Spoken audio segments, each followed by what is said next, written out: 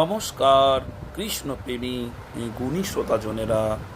ভগবান শ্রীকৃষ্ণ ভগবদ্ গীতায় বলেছেন, দেবতাদের উপাসকেরা দেবলোক প্রাপ্ত হবেন।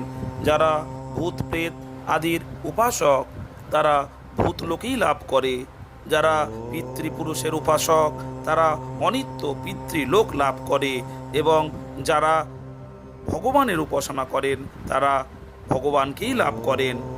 ভারতবর্ষের মানুষেরা সাধারণত বৈদিক নিয়ম পালন করেন, যার ফলে তারা মহান যজ্ঞ অনুষ্ঠানের দ্বারা স্বর্গলোকে উন্নীত হতে পারেন। কিন্তু তার ফলে কী লাভ হয়? ভগবদ্গীতায় বলা হয়েছে, ক্ষীণে পুণ্য মর্ত লোকং বিশন্তি। যজ্ঞ, দান ইত্যাদি পুণ্যকর্মের ফল যখন ক্ষয় হয়ে যায় তখন সংসার দুঃখ ভোগ করার জন্য আবার মর্তলোকে ফিরে আসতে হয়। কিন্তু যিনি কৃষ্ণ ভক্ত হন তিনি শ্রীকৃষ্ণের কাছে ফিরে যান। তাই দেবতারা স্বর্গলোকে উন্নীত হওয়া সত্ত্বেও অনুতাপ করেন।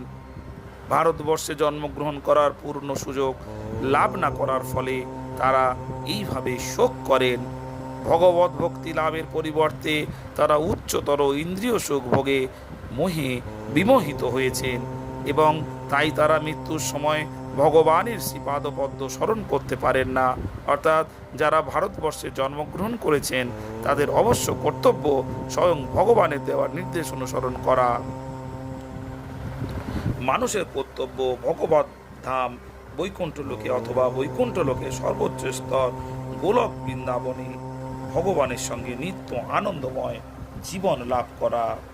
শ্রোতাজন, যারা ভারতবর্ষে মনুষ্যজন লাভ করেছেন তাদের কর্তব্য হচ্ছে অন্য সকলের উপকার করার মাধ্যমে তাদের জন্ম সার্থক করা। ভারতবর্ষে ভগবত ভক্তি সম্পাদনের জন্য বহু সুযোগ সুবিধা রয়েছে। ভারতবর্ষে সমস্ত আচার্যরা তাদের অভিজ্ঞতা লব্ধ জ্ঞান দান করেছেন এবং শ্রীচৈতন্য মহাপ্রভু স্বয়ং আবির্ভূত হয়ে ভারতবাসীদের শিক্ষা দিয়েছেন কিভাবে পারমার্থিক জীবনে উন্নতি সাধন করতে হয় এবং ভগবানের প্রেমময়ী সেবায় যুক্ত হতে হয়।